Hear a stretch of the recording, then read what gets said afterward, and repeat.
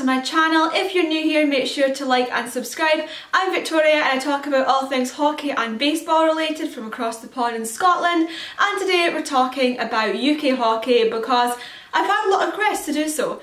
A lot of people asked if I would do some videos on UK hockey, and so today I'm talking about the level of pro hockey in the UK, which is the EIHL, or the Elite Ice Hockey League. So if you want to learn some more about hockey over here in the UK at a professional level, keep watching. So the Elite Ice Hockey League, the EIHL, or for sponsorship reasons, the Premier Sports Elite League, was formed in 2003 after the Hockey Super League ceased to exist anymore. So the league began on the 12th of September 2003 when the Sheffield Steelers defeated the London Racers 6-1 at Alexandra Palace after the Prince of Wales did the ceremonial puck drop. The second season of the EIHL saw games played between the EIHL teams and also the BNL clubs, which was the British National League, by the way. It doesn't exist anymore. And then the Nhl Lockout obviously took place, which saw a number of NHLers joining British teams just to get some ice time and to keep playing their sport, and in that year Coventry won all 3 titles up for grabs. The next year the BNL was dissolved and some teams joined the EIHL, meanwhile other teams joined the tier below, and the 2005 season began with 9 clubs. 2006 saw a lot of changes for the league.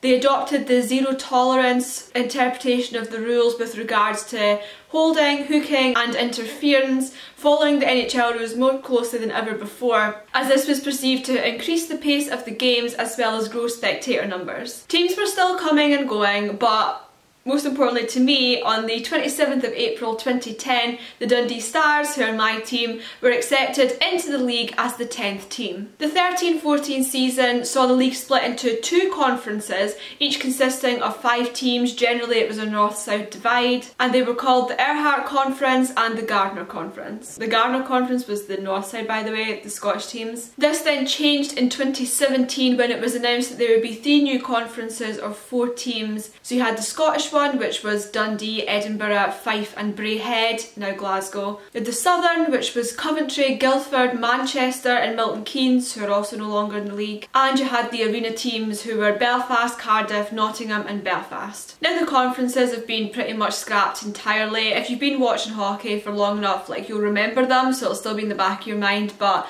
realistically there are no conferences in the current structure. The only sort of conferences that exist are in the Challenge Cup, which I'll get to in a moment. Since then, Milton Keynes and Edinburgh have both left the league, and then in 2020 the season was called to a halt because of course the pandemic, COVID happened, and there was no hockey fully again until September 2021. There was a series in between of it was only between some of the teams in the country, but it wasn't the league, so I'm not going to talk about that here. So hockey didn't fully resume between March 2020 until September 2021.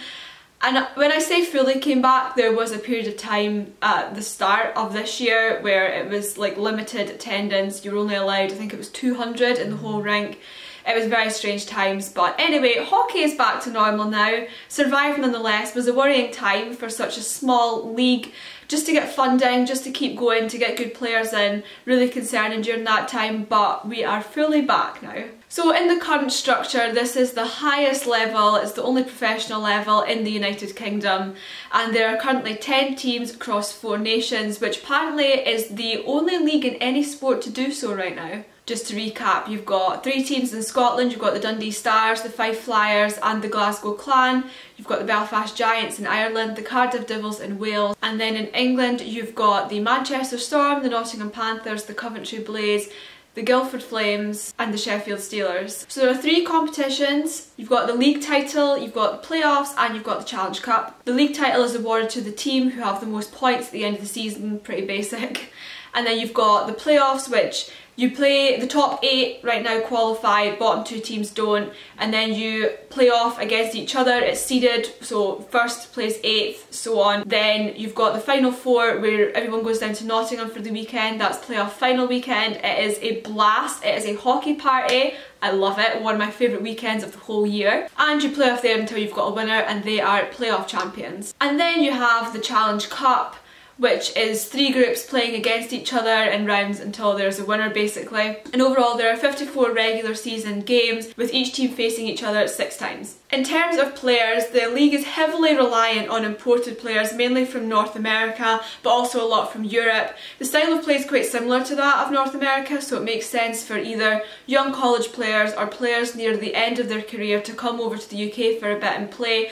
Usually it's only 1-year contract, sometimes it's 2, but generally a lot of players don't stick and it's really 1 season. The turnover is really high. You also have quite a lot of homegrown talent. You have to have locals on your roster going by the roster regulations. So there are some players which do come through and play well. A lot will go over to Canada and then come back to play here for a bit. But there are a lot of Brits that play to a good standard, but unfortunately not as many as there could be. In terms of broadcast, currently Premier Sports are obviously the main sponsor and they broadcast a lot of the games. However, the rest of the games have to be bought individually and streamed. They're quite expensive to watch, which makes accessibility quite low. And in the media in general, there's an increasing amount about hockey, but not as much as there should be. And there's a lot of things that this league could do to improve it. So if you want me to do a video on that, please let me know. So there you have it. There's a very brief, very quick run through of the Elite Ice Hockey League here in the UK. Comment below any questions that you have about UK hockey, and I'll be back soon with more hockey chats from across the pond. Bye guys.